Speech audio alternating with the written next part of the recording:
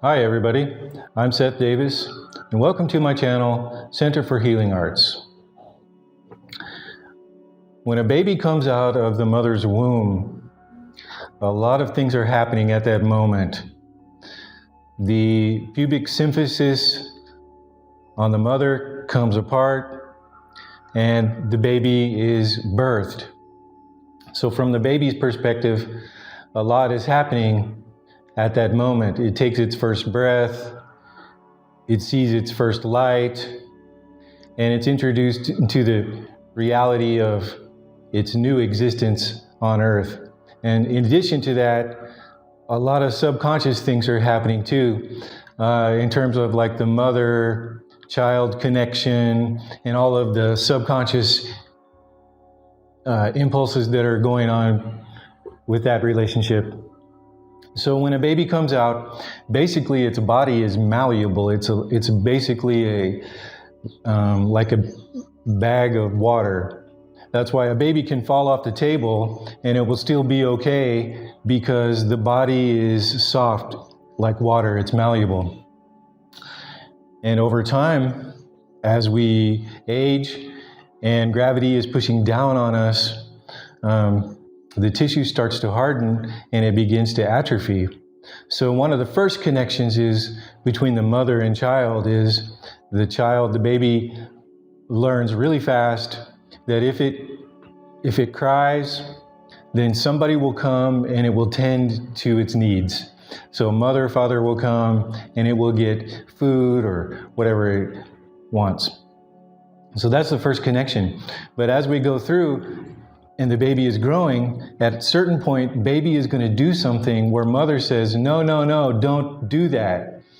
And at that point, character is developed in the child at a very early age that becomes the rebel, so to speak. So mother says, no, no, no, don't touch the hot stove.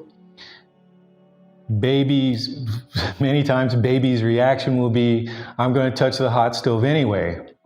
So it touches the hot stove, and it either learns about that or it listens to mother and it doesn't touch the hot stove.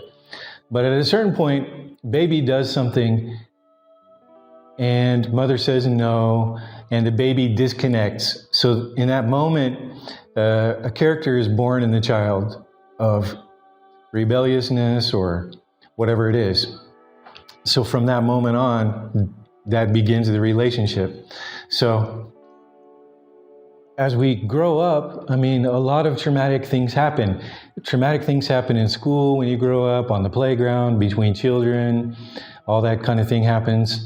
So in those moments, parts of our character are developed, and in fact, they are kept inside of the fascial sheaths.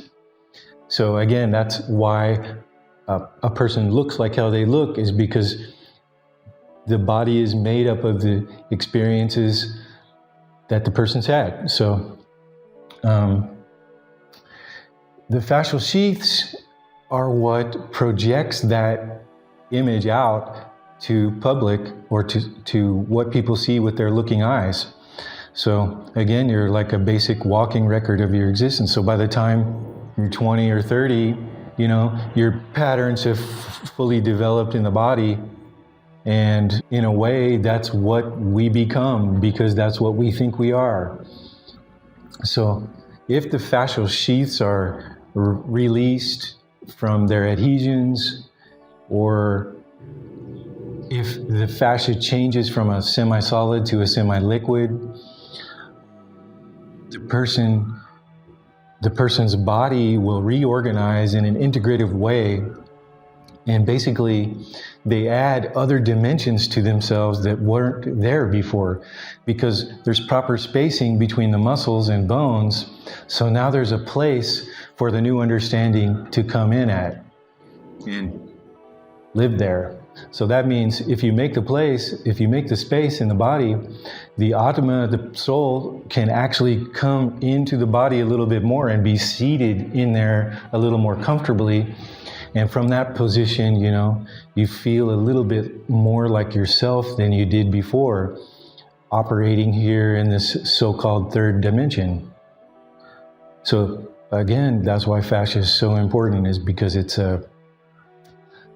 the crystalline matrix material that one can tap into and access the far reaches of the universe if they want to, if they understand it. If you can master the art of fascial manipulation, you can really tap into some cosmic stuff.